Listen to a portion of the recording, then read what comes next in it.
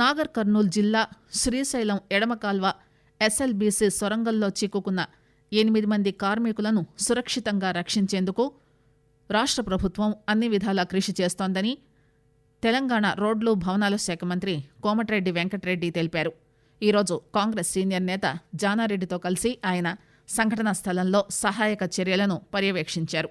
1000 కిలోమీటర్లకు వెళ్లి మా ప్రాజెక్టులు పూర్తి చేసి మా రైతులకు నీళ్లు ఇవ్వడానికి 15 ఏళ్లుగా కష్టపడుతున్న కార్మికులు, ఇంజనీర్లు ఉన్నారు. లోపల 8 మంది ఎస్ఎల్బీసీ టన్నుల్లో ఎంతో విషాదకరమైన కాదు, దిగ్భ్రాంతికరమైన మమ్మల్ని అందరినీ కూడా కలిసివేసింది. తెలంగాణ ప్రజలనే కాదు, మొత్తం భారతదేశం ప్రజల్లో కూడా ఇలాంటి టన్నులు ప్రపంచంలో ఎక్కడా లేదు. 3 లక్షల ఎకరాలకు గ్రావిటీ ద్వారా నీళ్లు ఇచ్చుకుంటూ ఫుల్ లెవెల్ కెపాసిటీ అయితే 6000 క్యూసెక్స్, ఫుల్ కెపాసిటీ అయితే 6 లక్షల ఎకరాలు ఇచ్చుకుంటూ దేవరకొండ, పెద్ద ఊరతో పాటు నల్గొండ, నగరికల్ కాంట్రెక్ట్ వరకు సాగునీటితో పాటు ఫ్లోరైడ్ మొత్తం మాయం చేస్తూ ఎప్పుడు గ్రావిటీతో నడిచే ప్రాజెక్టు మా కలల ప్రాజెక్టు అని ఇంత పెద్ద సంఘటన ఒకటేసారి జరగగానే అందరం కూడా బాధపడుతూ